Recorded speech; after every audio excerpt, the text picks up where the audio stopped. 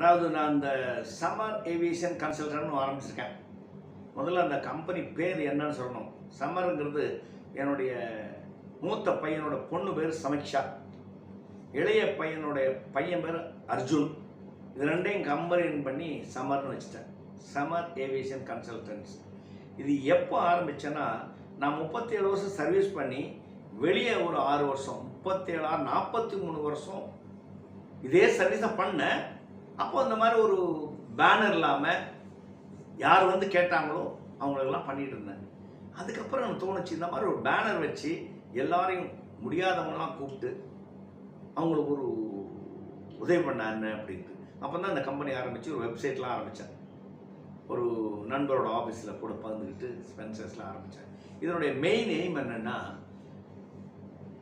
MBA, BE